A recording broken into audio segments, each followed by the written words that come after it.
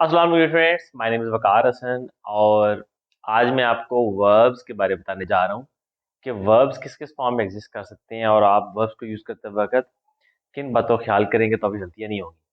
सबसे पहले है कि वर्ब्स होते क्या हैं। इनको हम कहते हैं डूइंग वर्ड्स और अक्सर आप इसको इस तरह समझते हैं कि एक्शन वर्ड जो होता है वो वर्ब होता है, लेकिन ये भी ज़रूरी नहीं है कि वो फिजिकल एक्शन हो। तो वर्ब्स के ऊपर हम बात करने जा रहे हैं और बताएंगे कि वर्ब्स किन किन फॉर्म में एग्जिस्ट करते हैं। सबसे पहले मैं वर्ब के बारे में आपको बता रहा हूँ एज एन एक्शन वर्ड कि वर्ब किस तरह से एक्शन को डिपिक्ट करता है। यूजली वर्ब आपका आप इस्तेमाल करते हो सेंटेंस में जिसमें आपको नज़र आ रहा है कोई ना कोई एक्शन परफॉर्म होता। फॉर एग्जाम्पल मैं कुछ आपको एग्जांपल देता हूँ जिसमें एक्शन परफॉर्म होता आपको नजर आएगा। तो हम बात कर रहे हैं वर्ब्स के ऊपर। पहला यूज है इसका, एक्शन परफॉर्म होते हैं। आप देखेंगे वर्ब्स को एक्शन परफॉर्म करते हुए देखेंगे। फॉर एग्जाम्पल टू रन, अभी फिजिकल एक्शन है। टू जंप, ये भी फिजिकल एक्शन है। टू प्ले, ओके, ये भी फिजिकल एक्शन आ गया। टू बेक, ये भी फिजिकल एक्शन आ गया। तो वर्ब्स जो से हैं वो जब भी आप सेंटेंस में यूज कर रहे हैं आपके माइंड में आता है कि मैं कोई फिजिकल एक्शन को जो सा है वो रिफ्लेक्ट करने जा रहा हूँ, लेकिन ये हर दफा फिजिकल एक्शंस के बारे में नहीं हो सकते।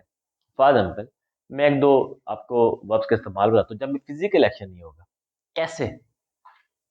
टू थिंक, यहाँ पे लिखते हैं जरा, स्पेस बन जाएगी। To think,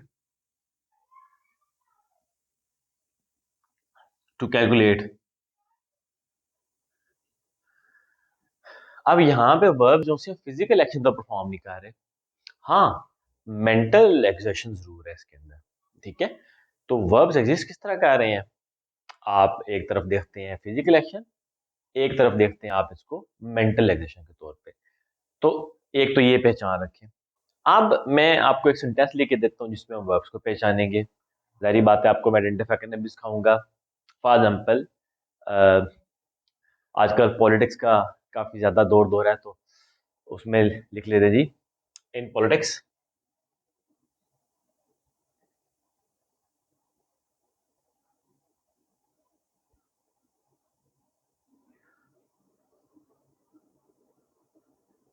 your enemies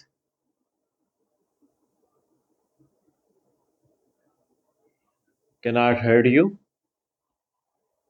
okay, but your friends will kill you. ये रिचर्ड ने कहा था। But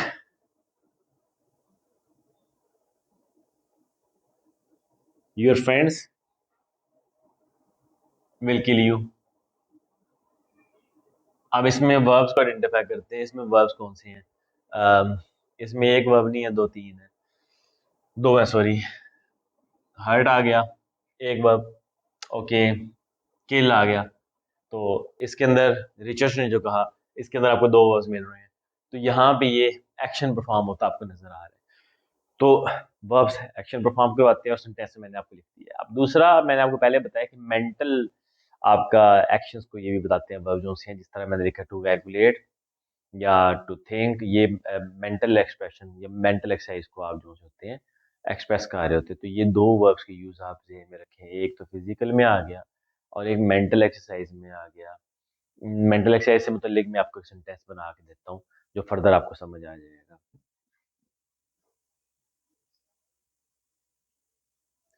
guest about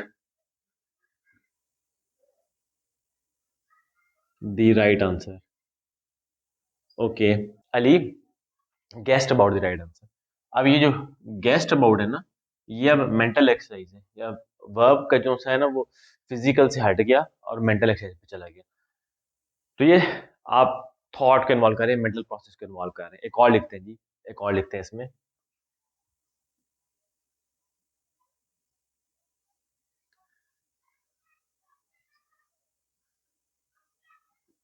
he was thinking about it. Thinking भी जो सा है ये मेंटल है, फिजिकल नहीं है। तो ये वर्ब्स के जो से आपके दो यूज आ गए, एक तो फिजिकल में आ गया और एक मेंटल स्टेट में आ गया। फिर वर्ब जो से होते हैं वो स्टेट ऑफ बीइंग उसको भी शो करते हैं, स्टेट ऑफ बीइंग को भी शो करते हैं। फॉर एग्जाम्पल मैं आपको एक सेंटेंस बनाता हूँ जिसमें आपको स्टेट ऑफ बीइंग जो सी है वो नजर आएगी। उसमें एक्शन नहीं होगा और ना उसमें मेंटल कोई एक्सरसाइज शामिल है, लेकिन वो एक स्टेट ऑफ बीइंग को रिफ्लेक्ट कर रहा होगा। इसमें टू बी फॉर्म जो सी है स्टेट ऑफ बीइंग के लिए, टू बी फॉर्म जिसमें इज, एम, आर, वाज, वर, ये वर्ब्स के तौर पे हम कंसीडर करते हैं। फॉर एग्जाम्पल मार्क ट्वाइन ने कहा था, मैं लिख देता हूँ जी, मार्क ट्वाइन ने कहा था the report of my report of my death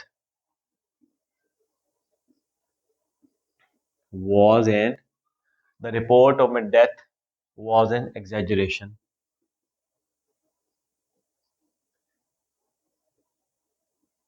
अब ये कहा था मार्क ट्वाइन ने। अब इसमें जो was है ना, ये टू बी फॉर्म है, स्टेट ऑफ बीइंग, ये स्टेट ऑफ बीइंग शो करता है। टू बी फॉर्म तो verb to be form exist करते हैं, और मैंने आपको बताया टू बी फॉर्म में is, am, are, was, were आते हैं। तो ये तीसरा वर्ब्स को आप अक्सर देखते हो, यहाँ पे वॉज वर्ब के तौर पे आया हुआ है, टू बी फॉर्म के तौर पे उस पे। अब इसके अंदर कोई एक्शन तो नहीं है, लेकिन टू बी फॉर्म के तौर पे आया वर्ब यहाँ पे। तो ये वर्ब का तीसरा यूज है। तो एक दफा थोड़ा सा इसको रिवाइज कर लेते हैं। एक तो एक्शन में आ गया, एक्शन शेक उसको रिफ्लेक्ट करने के लिए। दूसरा आपका मेंटल एक्सरसाइज के लिए वर्ब जो आप यूज करते हैं, मेंटल एबिलिटीज उसमें इन्वॉल्व रहती हैं। उसके बाद टू बी फॉर्म। तो ये तीन वर्ब्स की एग्जिस्टेंस मैंने आपको बताई है, तीन तरह से है। बाज का वर्ब को आइडेंटिफाई करना भी बहुत मुश्किल आता है सेंटेंस के अंदर। आप नहीं आइडेंटिफाई कर पाते क्योंकि वर्ब ज़्यादा होते हैं। एग्जांपल देता हूँ जी, blame the person who can not speak English if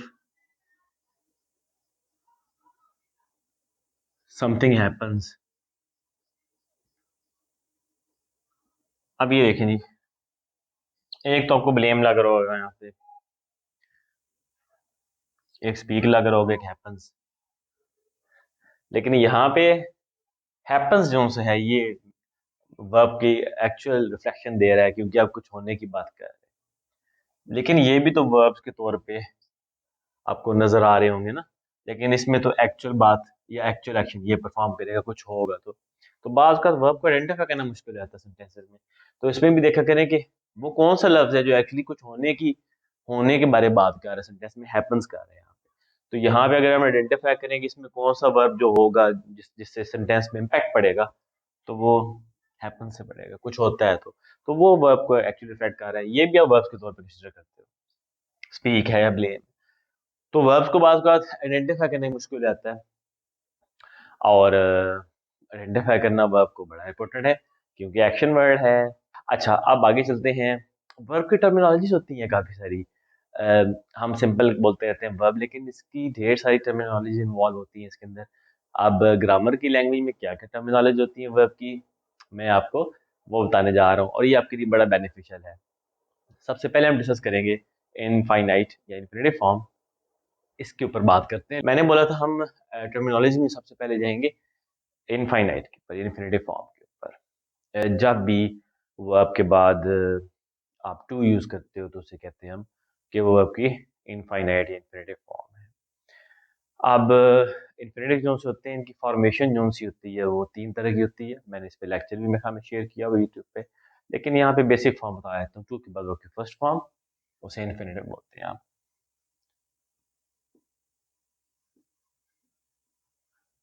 two के बाद वर्ब की फर्स्ट फॉर्म फॉलो करती है। इसमें सेंटेंस बनाते हैं, आई हैव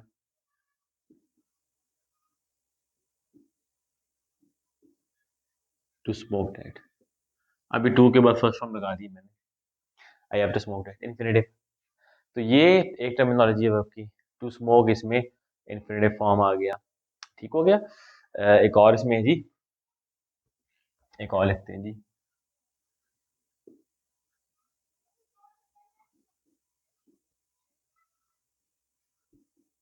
मैं फर्क बताना चाह रहा हूँ इन दोनों में, असल में आप मिक्स ना कर दें। अभी टू सी भी इंफिनिटी की फॉर्मेशन है, लेकिन ये पूरी फ्रेज बन गई है। तो वर्ब्स से आगे फर्दर इंफिनिटिव ये फ्रेजेस बनाते हैं, इसको प्रॉपर फ्रेज कहते हैं। तो वर्ब जो है वो इंफिनिटिव फॉर्म में भी होता है, टू के बाद फर्स्ट फॉर्म, लेकिन इसकी दो फॉर्मेशन और भी, फॉर के बाद आईएनजी फॉर्म और फ्रॉम के बाद आईएनजी फॉर्म। वो हम अलग लेक्चर में डिस्कस करेंगे, क्योंकि वो और तरफ बात चली जाएगी। अच्छा, अब स्प्लिट इन्फिनेटिव्स भी होते हैं। नॉर्मली टू और वर्ब के दरमियान, यानी फर्स्ट फॉर्म के दरमियान हम कोई वर्ड प्लेस नहीं करते, लेकिन अगर आपको कहीं पे वर्ड प्लेस हुआ हुआ नजर आ जाए तो वो स्प्लिट इन्फिनेटिव होता है। अक्सर स्प्लिट इन्फिनेटिव को गलती के तौर पे कंसिडर किया जाता है, कहते हैं कि गलती है, लेकिन अगर आपको नजर आ जाए तो समझ जाइएगा कि ये स्प्लिट इन्फिनेटिव है। फॉर एग्जाम्पल लेता हूँ, you have to really try. अब मैंने रियली लगा दी है ट्राई और टू के दरमियान, लिख के दिखाता हूँ आपको।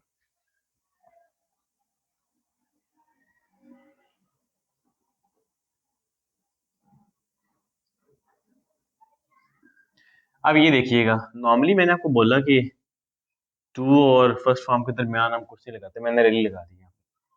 इसे स्प्लिट इन्फिनेटिव कहते हैं और एक मिस्टेक के तौर पे कंसीडर किया जाता है अक्सर, जो मैं आपको बता रहा हूँ, लेकिन एग्जिस्ट करता है ना ग्रामर में। तो ये वर्ब की टर्मिनोलॉजी से मैंने बताया इन्फिनेटिव, उसके अंदर स्प्लिट इन्फिनेटिव भी आता है। तो इसको याद रखिए, जब टू और उसके वर्ब के दरमियान अगर आप कुछ लगा देते हैं वर्ड, तो वो स्प्लिट इन्फिनेटिव के तौर पे आप उसको कंसिडर करते हैं। एक और बताता हूँ जी, टू बोल्डली गो। अब ये मैं ना टू के बाद फर्स्ट फॉर्म तो लगाई है मैंने, लेकिन दरमियान मैंने बोल्डली लगा दी। To boldly go where no one can go. Okay, अब ये टू बोल्डली गो, अब देखो ना, गो में और बोल्ड टू के अंदर मैंने ये लगा दिया, अब इसको स्प्लिट इन्फिनेटिव हो गया। स्प्लिट इन्फिनेटिव नॉर्मली ग्रामर में मैं दोबारा बता रहा हूँ, हल्का सी जाता है, ठीक हो गया। तो इनफाइनाइट जो वर्ब होता है उसके बाद टू के फर्स्ट फॉर्म आती है, लेकिन आप इसके दरमियान आकर भी वर्ड देखें तो वो आपका जो सा है उसमें कंसिडर होगा स्प्लिट के अंदर। अब वर्ब जो है वो टेंसेस में भी तो आते हैं, आपको तो इसका बेहतर पता हो क्योंकि आपने ज्यादा वर्ब टेंसेस में पढ़े हैं। तो लेट्स सी अब टेंसेस के अंदर कहाँ आते हैं, मैं इसको भी रेस कर दूं। टेंसेस में प्रेजेंट के अंदर वर्ब आएगा, अच्छा दूसरा पास्ट के अंदर आएगा, और तीसरा आपको पता है फ्यूचर में आएगा। ठीक है, प्रेजेंट के अंदर वर्ब्स के ढेर सारे यूज हैं, ढेर सारे लंबे चौड़े यूज हैं। फॉर एग्जाम्पल इसमें प्रेजेंट इंडेफिनिट भी आ जाता है। प्रेजेंट इंडेफिनिट की अगर हम बात करें तो वर्ब आपको बताता है कि एक्शन की नोयत क्या है। फॉर एग्जाम्पल मैं कहता हूँ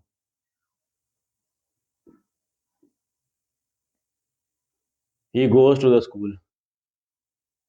अब ये प्रेजेंट के अंदर ये जो वर्ब है ना, इसके साथ ये इसकी फॉर्म, ये अब हमें नेचर ऑफ एक्शन बता रही है कि वो एज ए हैबिट या एज ए रूटीन हो रहा है। तो वर्ब्स को देख के आपको समझ आती है कि एक्शन किस नोयत का हुआ, रूटीन के तौर पे हुआ, या खत्म हो गया, या माजी में कोई रूटीन थी, या फ्यूचर में होगा। तो वर्ब टेंसेस में आपको बड़ा कुछ बताते हैं, और वर्ब्स की फॉर्म्स टेंसेस में आपको बहुत कुछ बताती हैं, जिस तरह प्रेजेंट डेफिनेट, कम से कम आर्ट से नो यूजेस हैं इसके। ठीक है, तो वो जो वर्ब अब यूज कर रहे होते हैं वो आपको बहुत सारी फॉर्म बता रही होती है। इसी तरीके से पास्ट में फिनिश एक्शन शो करता है, पास्ट में ये फिनिश एक्शन शो करेगा। एग्जांपल देते हैं, ये फिनिश द टास्क। अब यहाँ पे मैंने उसको टास्क खत्म कर दी, फिनिश सेशन शो कर। तो वर्ब्स माजी में लेके जाओगे तो फिनिश सेशन शो करेंगे। अगेन वो माजी में भी तीन टाइप्स, आपका recent past, near past, distance past. तो वो अब आपको पढ़ना पड़ेगा। माजी की भी है, नियर, रिसेंट, डिस्टेंट पास्ट। तो वर्ब्स इन तीनों में आपको बताते हैं कि एक्शन नियर पास्ट में हुआ, रिसेंट में हुआ, डिस्टेंट में हुआ। तो कितने इंपॉर्टेंट है, प्रेजेंट के अंदर भी और पास्ट के अंदर। फ्यूचर में भी आपको वर्ब्स बताएंगे कि एक्शन जो से है वो कब होना है, उसके साथ विल के साथ और शेल के साथ उनकी आप फॉर्म्स लगाते हो, तो वो आपको बता रहे होते हैं कि आप इसको फ्यूचर के तौर पे कंसीडर कर रहे हो। फॉर एग्जाम्पल मैं एक देता हूँ आपको, एग्जाम्पल देता हूँ, he will go to Lahore. अब यहाँ पे ना फ्यूचर में फर्स्ट फॉर्म आ गई। अच्छा, पास्ट के अंदर आप थर्ड फॉर्म और सेकंड फॉर्म यूज कर रहे होते हैं, मैं डिस्टेंट पास्ट नियर पास्ट की बात कर रहा हूँ। अच्छा, यहाँ पे आप सेकंड फॉर्म यूज कर रहे होते हैं, यहाँ पे आप थर्ड फॉर्म यूज कर रहे होते हैं, तो फॉर्म्स ऑफ बड़ी इंपॉर्टेंट होती है। फ्यूचर में फर्स्ट फॉर्म आ रही होती है, और इनडेफिनिट के अंदर एस और यस का इजाफा आप करते हैं वर्ब के साथ। ठीक है, तो ये वर्ब्स की फॉर्म आपको बताती है किस टाइम जोन में एक्शन हो। तो बड़ी इंपॉर्टेंट है कि किस टाइम जोन का आपको पता हो। एक्सप्रेशन अच्छा करने के लिए बहुत जरूरी है, एक्सप्रेशन अच्छा करने के लिए बहुत जरूरी है। ठीक है, आप फर्दर इसमें जाएंगे कि वर्ब्स का ताल्लुक अपने सब्जेक्ट से कैसे हो सकता है, यही बहुत इंपॉर्टेंट है। तो सब्जेक्ट ऑफ द वर्ब क्या होता है, ये बात करते हैं।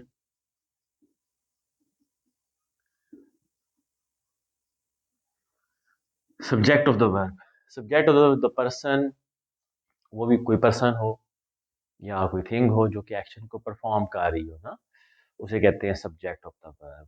ये एक्शन को परफॉर्म करती है, एक्शन करने वाला शख्स subject of the verb. For example मैं कहता हूँ Aslam delivered a lecture.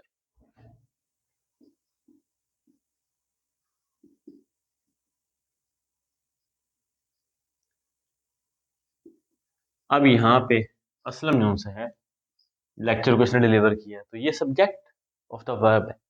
Verb ये है, सब्जेक्ट ऑफ द वर्ब कौन है, Aslam.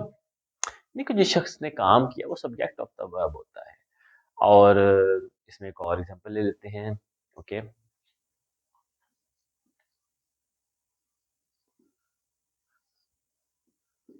Ehsan is guilty, subject of the verb कौन है, एहसन।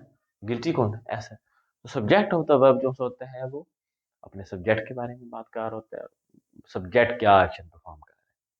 अच्छा, अब इसमें भी करेक्शन में आता है हु और हुम का। हु जो होता है वो सब्जेक्टिव होता है, और हुम जो होता है वो ऑब्जेक्टिव होता है। इसमें मेरी वीडियो देख लें, क्योंकि ये अक्सर क्वेश्चन में आता है कि हु और होम जो है इसमें सब्जेक्ट ऑफ द वर्ब कौन है।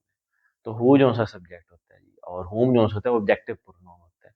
इस पे वीडियो देख लें, यहाँ पे हम बात करेंगे तो हम आगे चले जाएंगे। अच्छा, अब नेक्स्ट भी आते हैं कि हम वर्ब के अंदर डायरेक्ट ऑब्जेक्ट होता है, सॉरी सेंटेंस के अंदर डायरेक्ट ऑब्जेक्ट होता है, इनडायरेक्ट ऑब्जेक्ट होता है। यही बहुत इंपॉर्टेंट है, और ये भी वर्ब से लिंक है ना, इसलिए मैं आपको बताऊंगा यहाँ पे कि वर्ब से लिंक बात क्या है। यहाँ पे अब मैं रेस कर दूं इसको, डायरेक्ट और इनडायरेक्ट ऑब्जेक्ट की बात करते हैं। डायरेक्ट ऑब्जेक्ट,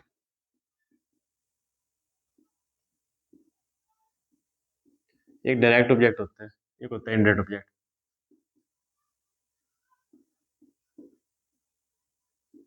ये बड़े इंटरेस्टिंग है दोनों direct.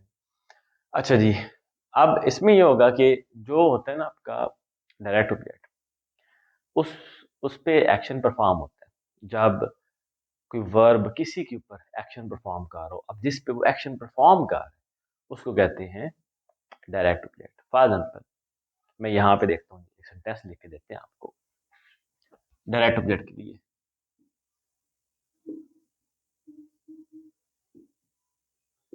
Aslam through the ball. अब ये वर्ब किसके ऊपर एक्शन लेके जा रहा है, बॉल के ऊपर।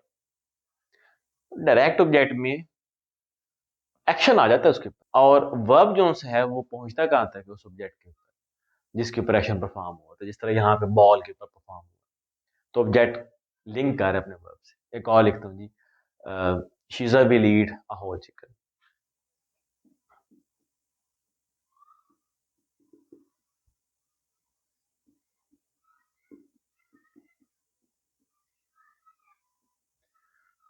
अब शीजा तो सब्जेक्ट आ गई। अब ये ईट किस पे जा रहा है, अ होल चिकन पे। एक्शन किस पे परफॉर्म हुआ, होल चिकन पे। कौन सा एक्शन परफॉर्म हुआ, खाने का। तो ये वर्ब डायरेक्ट ऑब्जेक्ट लिंक कर रहा है, जिस पे एक्शन परफॉर्म हुआ वो डायरेक्ट ऑब्जेक्ट आ गया। ठीक है, अ होल चिकन, क्योंकि खाया तो वो गया ना whole chicken.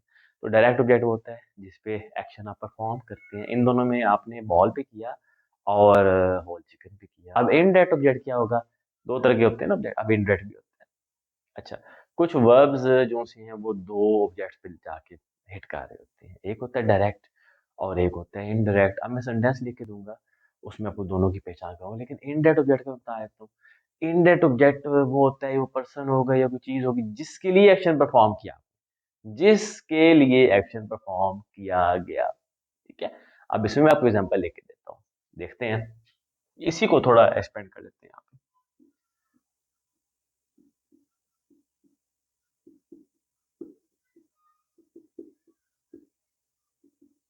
Aslam threw the ball to Max. अब यहाँ पे बॉल तो आ गया डायरेक्ट ऑब्जेक्ट, लेकिन एक्शन किसके लिए परफॉर्म किया गया? मैक्स के लिए। मैक्स यहाँ पे इनडायरेक्ट ऑब्जेक्ट,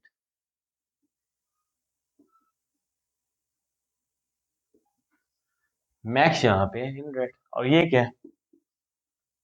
ये वर्ब है। मैक्स के लिए एक्शन परफॉर्म किया गया क्योंकि बॉल किसकी तरफ फेंकी? मैक्स की तरफ फेंकी, तो एक्शन किसके लिए परफॉर्म किया? मैक्स के लिए। एक और एग्जांपल देखते हैं जी। I will bake you a cake. Okay, वैसे मुझे बेकिंग नहीं आती, लेकिन मैं कह देता हूँ, कुछ नहीं होता। I will bake you a cake.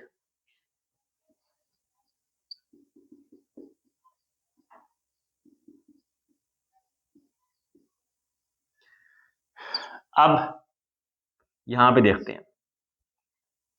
ओहो, अब यहाँ पे आप कंफ्यूज ना हो जाना। अब यहाँ पे केक और यू आ गया, तो डायरेक्ट कौन सा और इनडायरेक्ट कौन सा? यहाँ पे बच्चे कंफ्यूज जाते हैं कि डायरेक्ट इनडायरेक्ट में हमने किस तरह पहचान करनी है। यू को मत कह देना। यू को आप बेक कर रहे हो, नहीं, केक को बेक कर रहे हो, तो डायरेक्ट ऑब्जेक्ट कौन सा होगा? केक। और इनडायरेक्ट कौन सा होगा? यू, क्योंकि काम किसके लिए हुआ? यू के लिए। और काम किस पे हुआ? केक पे। समझ रहे हैं? तो यहाँ पे यू आ गया इनडायरेक्ट, क्योंकि काम आपके लिए हुआ ना यार, केक आपके लिए बनाया है। और केक क्या है? Direct object.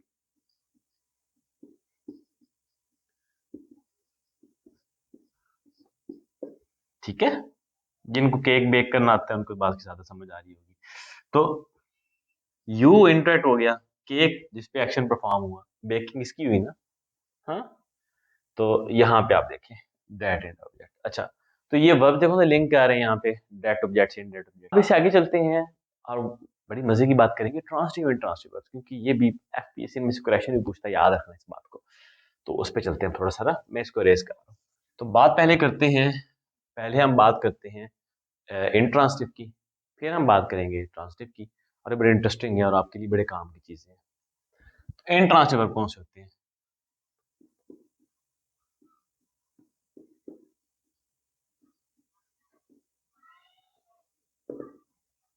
इसकी definition, they do not transfer action.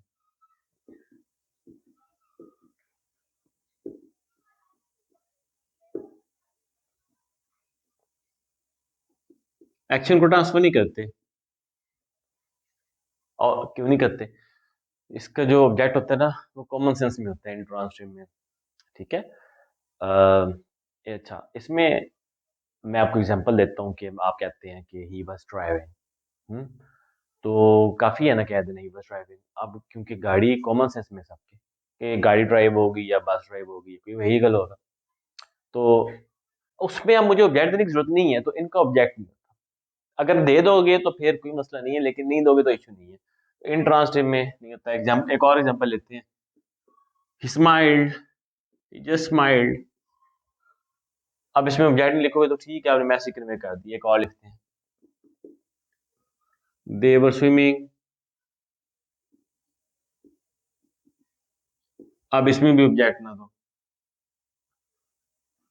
ठीक है, तो ये इंट्रांसिटिव्स हैं। अच्छा, इनका मीनिंग तो कंप्लीट है, क्योंकि इनकी दोनों में ना आपको ऑब्जेक्ट की जरूरत नहीं है। आपको सेंस समझ आ रही है, सेंस समझ आनी चाहिए, फिर आपको ऑब्जेक्ट की जरूरत नहीं होती।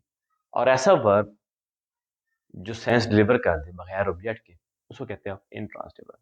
मैंने ड्राइविंग की एग्जांपल भी दी है कि ही वाज ड्राइविंग, आप कहते हैं तो काफी। लेकिन मैं आप सेंटेंस लिख रहा हूँ जिसमें मैं ट्रांसिटिव इंट्रांसिटिव दोनों लेके आऊंगा, ताकि आपको समझ आए, क्योंकि दूसरी टाइप है ट्रांसिटिव। ट्रांसिटिव कौन से होते हैं?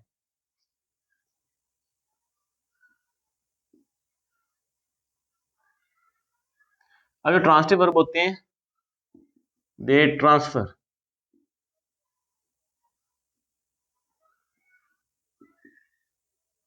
देयर एक्शन, वरना ये सेंस डिलीवर नहीं कर पाते यार। ये सेंस डिलीवर नहीं कर पाते। फॉर एग्जाम्पल मैं कहता हूँ जी, ही गॉट कंफ्यूज्ड। अब इसको मैं अगर खाली लिख दूं ना, ही गॉट, तो आपको सेंस नहीं डिलीवर होगी। मैंने इसके साथ लाजमी ऑब्जेक्ट दिया, इसलिए ये वर्ब कौन सा हुआ जिसको ऑब्जेक्ट चाहिए, जो शर्त है इसको चाहिए, इसको ऑब्जेक्ट लाजमी का लाजमी चाहिए, लाजमी का लाजमी, वरना अपनी सेंस डिलीवर नहीं करे। ही गॉट कंफ्यूज, तो गॉड कौन सा आ गया वर्ब, ट्रांसिटिव, क्योंकि ना इसको ऑब्जेक्ट चाहिए ही चाहिए। अब एक सेंटेंस लिख लो जो ट्रांसिटिव इंट्रांसिटिव दोनों लेके आते हैं ना। He fell and broke his leg. ओहो, अच्छा, अब यहाँ पे ही फेल के बाद आपको ऑब्जेक्ट देने की जरूरत नहीं है, क्योंकि सेंस कंप्लीट हो रही है, he fell and broke his leg. आप समझ जाओगे वो गिरा और उसकी टांग टूट गई। लेकिन अगर आप ब्रोक के बाद नहीं बताते ना कि क्या टूटा, तो फिर कंफ्यूज है ना हम सारे। मैं कहता हूँ ही फेल एंड ब्रोक, हाँ, तो मुझे ये समझ आ जाएगी वो गिरा। अब टूटा क्या, ये तो नहीं समझ आ रही। ठीक है, तो यहां पे फेल आ गया इंट्रांसिटिव, ब्रोक आ गया ट्रांसिटिव, क्योंकि ब्रोक के बाद अब बताओ यार क्या टूटा, लेग। तो यहां पे ये आ गया ट्रांसिटिव, और यहां पे ये आ गया इंट्रांसिटिव। तो ये वर्ब्स देख लें किस तरह से काम करते हैं, सॉरी वर्ब भी लिखते हैं इसको, किस तरह मजेदार तरीके से काम करते हैं, और ये सेंटेंस आपके एक्सप्रेशन बनाने में बहुत अच्छा है। अब मैं ट्रांसिटिव की एक एग्जांपल याद देता हूं आपको, फर्दर क्लियर हो। ये कॉपीड आंसर,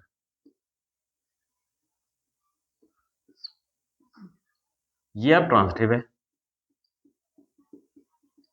क्यों, आप कॉपीड के बाद कहते हैं कॉपीड, इसके बाद ऑब्जेक्ट ना दो ना, तो मुझे कुछ समझ नहीं आएगा आप किसकी बात कर रहे हो।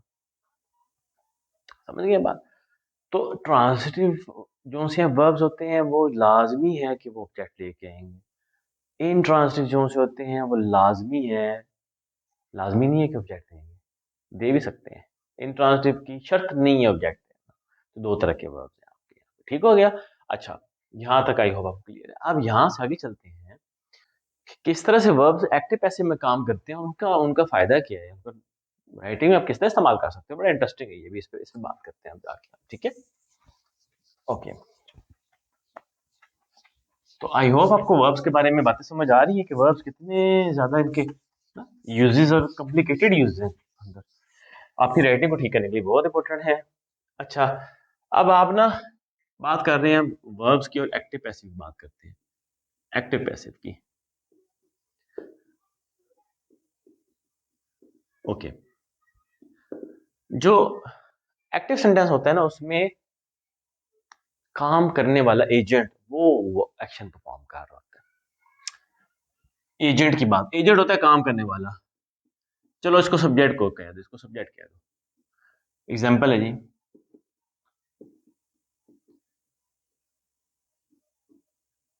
The police arrested him. ये एजेंट आ गया, और इस एजेंट ने क्या काम किया, अरेस्ट किया। तो एक्टिव के अंदर सीधा सीधा जो सब्जेक्ट होता है ना, वो काम कर रहा होता है। पैसिव के अंदर ये नहीं होता। पैसिव जो है, इससे आप समझ जाओ कि एजेंट जो सा है वो सुकून से बैठा हुआ है, इसीलिए उसको पैसिव कहते हैं। वो सुकून से बैठा हुआ है, आंखें बंद करके,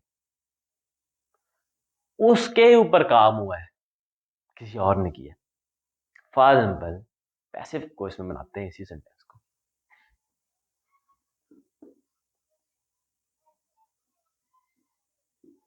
ही वॉज अरेस्टेड।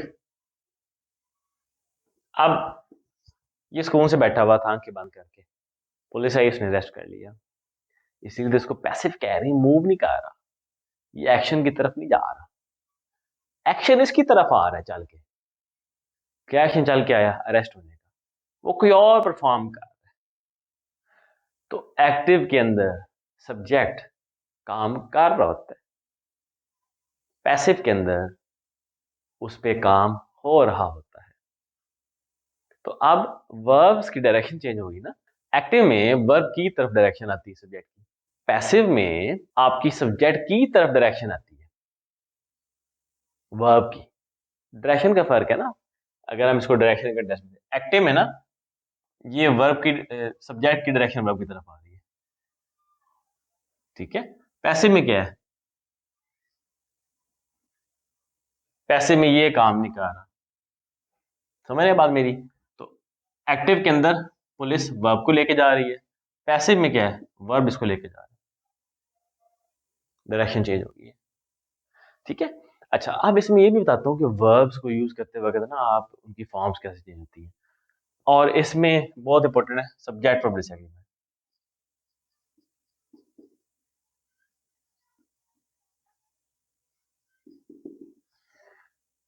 ये बहुत इंपॉर्टेंट है कि वर्ब अपनी फॉर्म चेंज करता है, और ये बहुत कॉमन एरर है। फॉर्म कैसे चेंज करते हैं, he goes to the school,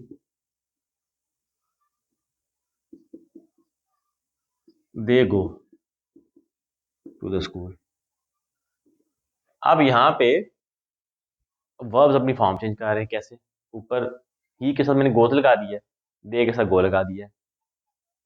तो आपने इस बात का ख्याल करना होता है कि सब्जेक्ट क्या है, क्योंकि ये जो चेंज हो रहा है ना वर्ब यहाँ पे, ये सब्जेक्ट के साथ चेंज हो रहा है। तो सब्जेक्ट आई है, यू है, ही है, शी है, इट है, वी है, दे है। आप सब्जेक्ट को देखें उसके मुताबिक वर्ब चेंज होता है।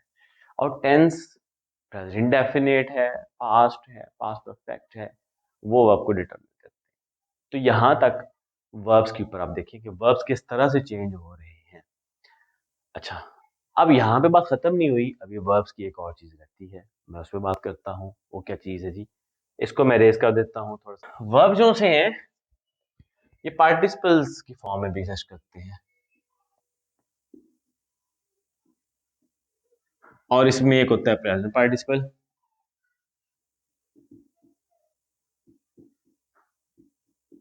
और एक होता है पास्ट पार्टिसिपल, और परफेक्ट भी होता है जी। प्रेजेंट पार्टिसिपल और पास्ट पार्टिसिपल, ठीक हो गया। अब पार्टिसिपल होता है कि हम बात पार्टिसिपल करने लगे, क्योंकि लेक्चर प्रेजेंट पास्ट पार्टिसिपल नहीं है, मैं सिर्फ ये बताना चाहूंगा आपको कि प्रेजेंट पास्ट पार्टिसिपल किस तरह से काम करते हैं। पार्टिसिपल क्या है, वर्ब की आईनी फॉर्म जो कि एडजेक्टिव काम कर रही है। वर्ब की आईनी फॉर्म जो एडजेक्टिव काम कर रही है उसे पार्टिसिपल कहते हैं। फॉर एग्जाम्पल मैं कहता हूं जी, playing in the park he got injured. अब यहाँ पे ना ये वर्ब की आईएनजी फॉर्म है, ये क्वालिफाई किसे कर रही है, ही को। अब ये है तो वर्ब की आईएनजी फॉर्म, लेकिन ये काम किसका कर रही है, एडजेक्टिव का, क्योंकि क्वालिफाई करना किसका काम होता है, यानी कि किसी नाउन या प्रोनाउन के बारे में इंफॉर्मेशन देना काम किसका होता है, एडजेक्टिव का होता है। तो जब वर्ब की आईएनजी फॉर्म एडजेक्टिव का काम करे तो उसको पार्टिसिपल कहते हैं। अब पार्टिसिपल दो तरह के होते हैं, प्रेजेंट पार्टिसिपल होता है, पास्ट पार्टिसिपल होता है, लेकिन ये इनकी बर्थ तो वर्ब से हुई है ना, यानी कि पैदावार तो ये वर्ब्स की है, बेसिकली तो वर्ब की फॉर्म है। पास्ट पार्टिसिपल फिनिशेशन शो करता है, फिनिश को, ये फिनिशेशन शो करता है। इसमें पास्ट पार्टिसिपल प्रेजेंट पार्टिसिपल का मेरी यूट्यूब में प्लेलिस्ट में जाओ, उधर मेरी वीडियोस पड़ी है, मैंने अभी तो आपको कॉन्सेप्ट करना है। तो पार्टिसिपल भी वर्ब की फॉर्म है, लेकिन हाँ ये बात और है कि काम किसका कार्य होती है, एडजेक्टिव का काम कार्य होती है। यहाँ तक बात समझ गया, तो ये भी वर्ब से सही हो गया। अब एक आखिरी मेरे माइंड में आ गई, जेरेंट, होती है भी वर्ब की एनजी फॉर्म है। वर्ब की ing form in place of a noun, noun की जगह होती है, यानी कि नाउन की प्लेस कौन सी है, सब्जेक्ट ऑब्जेक्ट, लेकिन किसी क्वालिफाई नहीं करेगी। फॉर एग्जाम्पल मैं कहता हूं जी, smoking is injurious to health. अब ये वर्ब की एनजी फॉर्म है नाउन की जगह पे, यानी कि सब्जेक्ट की जगह पे, ये ऑब्जेक्ट की जगह भी हो सकती है, तो जेरेंट भी आईएनजी फॉर्म वर्ब की होता है। तो ये वर्ब्स की इतनी ज्यादा आप कह लें डिफरेंट यूजेस हैं जो हम सेंटेंसेस में यूज करते हैं ना, पता भी नहीं होता। तो इनको ग्रामर के अंदर इन डेप्थ पढ़ने से आपके स्ट्रक्चर्स ठीक होंगे ग्रामर के।